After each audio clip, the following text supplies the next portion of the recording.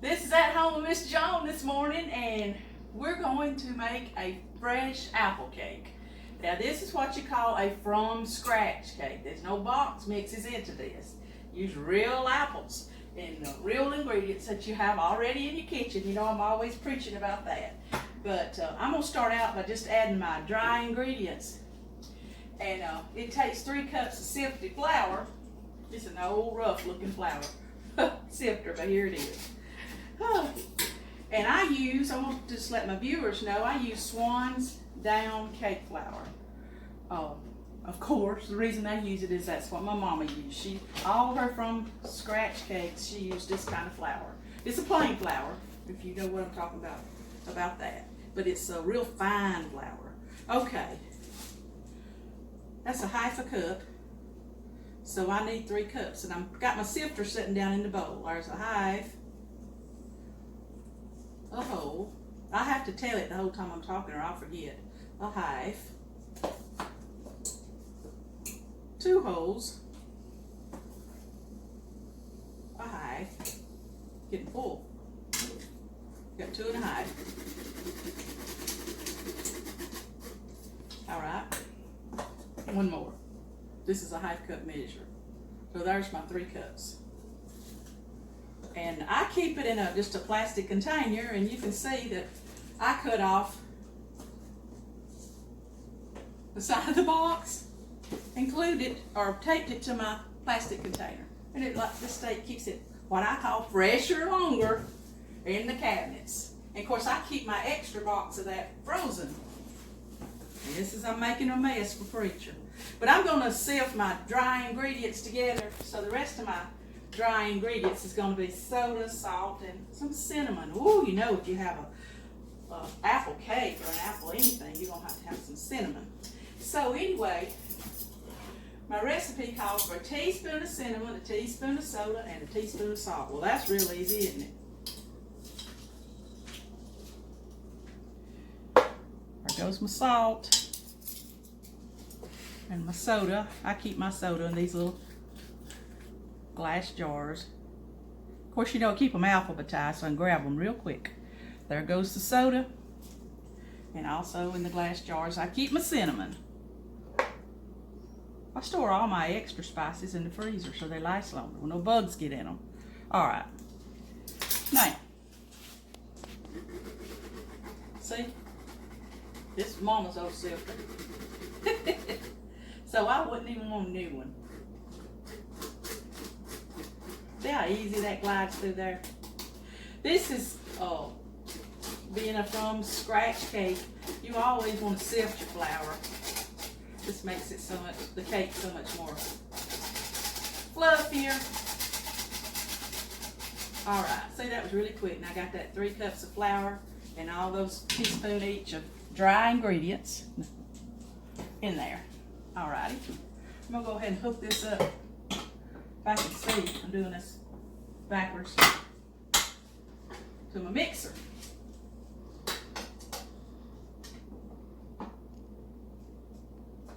That sounds like it's gonna work. Let me do a little test. Look at that. Remember, I done told y'all this mixer was given to me, and I don't even know who left it at my door. Bought it on eBay or Amazon somewhere, and just sent it to me. Woo! Talk about a blessing. Anyway, the next thing we're going to put in here is the sugar, and I've already pre-measured 2 cups of sugar.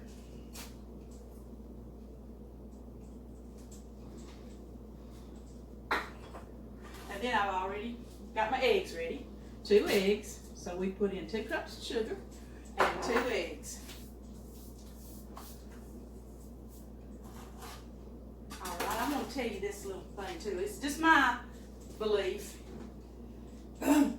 I really believe in using Wesson vegetable oil in my cakes. I buy this other vegetable oil, no name brand or great generic brands, for anything I'm frying or doing or whatever. But if I'm making a cake, see why that says cakes only? Because I'll say stay out of this unless I'm making a cake. So I was just giving you that little tip. It's going to be so much better if you do that, all jokes aside. All right, for this cooking oil, it takes 1.5 cups. and it's vegetable oil. 1 1/2. Right.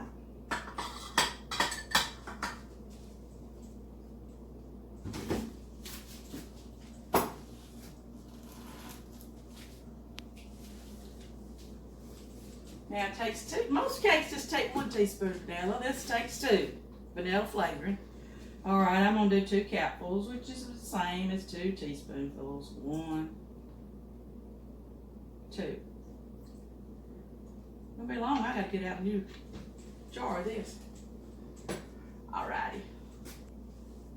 Okay, we put in the flour, the cooking oil, the sugar, the eggs, the salt, the soda, and the cinnamon, and the vanilla. So now we're down to just the chopped nuts and the coconut. Now watch, this is a cup of pecans chopped up. Oh, see how fine? Just little bitty pieces. That's a cup of nuts going in there. Now I'm gonna go ahead and let this start spinning around.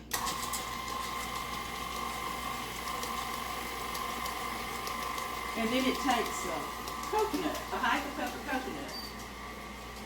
Well, it's different when you're at the grocery store. This stuff right here used to come in a can, but you can't hardly find it in a can anymore. It comes in this bag. And this is coconut flakes. Now when you look at them, look, they're kind of longer, coarser looking. Okay, that's what I call dry coconut, but they call it the sweetened coconut flakes. But it just takes a 1/2 cup of this in there. Other cakes I make takes a little short, stubby, frozen coconuts. Oh, but this was different. All right. Okay, now the last thing that we're going to put into the cake is our chopped apples. And this is what they had at my grocery store. I like the red apples, and I just peeled it and sliced it into little bitty pieces.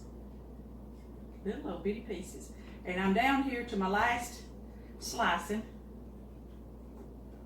Here it is. And watch.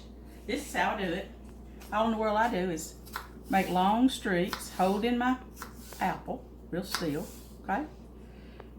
Then I turn it. I never have to change the stride of my knife, and it just goes by so much faster, see? And I make just little cubes. It don't take long. Mama Cook, my grandma, she used to love to just sit and chop. Oh, goodness, how does she stand and do all that? I like to do it too now, just sit and chop. I enjoy chopping these apples. Anyway, I've already got 2 cups chopped and in the bowl, and this was my last apple. And actually what I wound up doing, you saw the size of that apple, was I did 3 cups of chopped apples. And there's just a little handful left, so I'm gonna put them in there. All right. So really, if you got 3 average size apples, you don't even have to measure it, because that's gonna make you 3 cups of diced apples. All right, I'm gonna put this in here. Now this is a lot to put in the mixer, to put all these apples in there.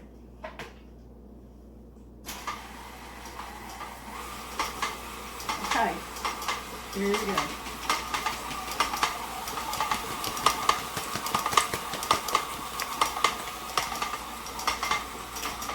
I don't know if I don't have my beater in there good and tight or what, but it's making a little quick sound. But we're on the home stretch.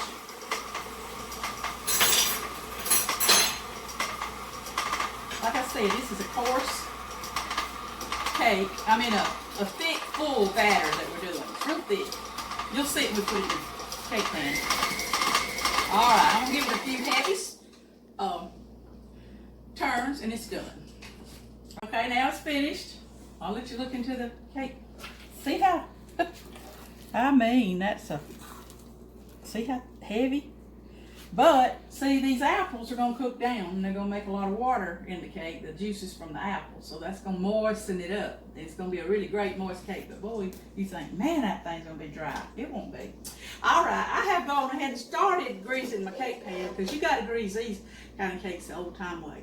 That spray stuff just don't get it for your cake to turn out good. This is a two pan, and I just take my Crisco shortening here, and I give it a lot of, you see, go around it with a lot of grease, with a lot of Crisco, and then take some of my flour, dust it in there. Got to get it on that side tube thing too. You don't want that to stick. All right. And then I just kind of do it around. Get it on the sides, go all the way around. I'm taking extra time just to tell the people that are new at cooking these kind of ways. I know you seasoned cooks know all this stuff. The main thing you want is a lot of the Crisco shortening in it, and then you want to dust it over with flour. And that ought to keep this cake from sticking. And because this is really thick, I'm going to try to take it out with this big spoon. Alright.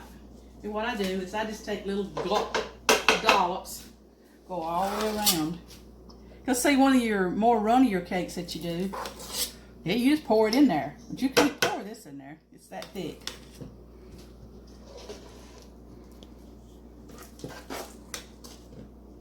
Don't be afraid to make this cake. It's really very easy.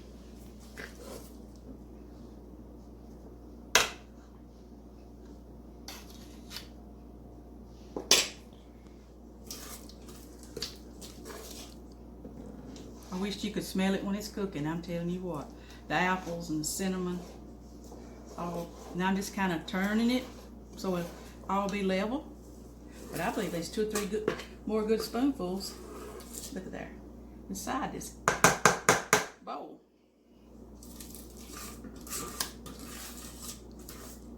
This cake right here, you put you a cup of coffee in the morning or any time with a cup of coffee, it is dynamite. Alright, I've got it all out of there.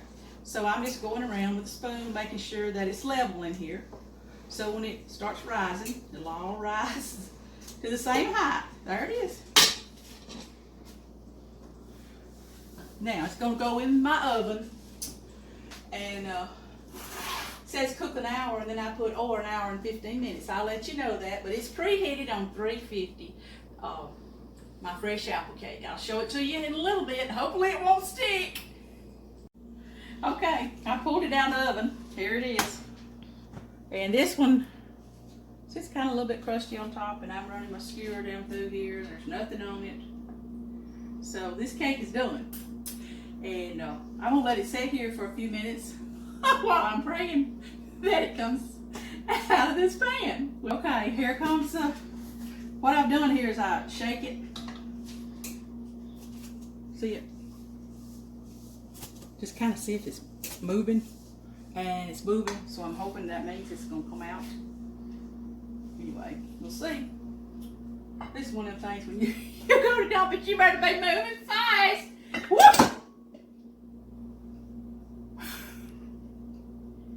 Woo! Hallelujah. Okay, this is Miss Jones' apple cake. Now, I don't know, do you serve it like this on the bottom, or watch? Slowly turn it over where you see the crumb topping. See what I mean? Uh-oh. I guess I knocked a piece off of my thumb just then. But anyway, see? There it is. Fresh apple cake. I believe I told you, but if I didn't, 350 degrees. It says for an hour to hour and 15 minutes. I think I pulled this one out at an hour and 10 minutes. I'm cutting this a piece, y'all. You know, I wish you could smell the apples and the cinnamon taste. There it is. Oh my goodness, look at that. Yep. Yeah, wait to eat it plain like this, but you could put like a caramel glaze over it. Just take some brown sugar and get it hot with a little milk or something like that, a little butter, and just drizzle it on top. But I can tell how moist this is. I don't have to have no kind of drizzle. There we go. I hate it, you don't get a bite. Well, if you'll make you one, we're going to put the recipe in this video.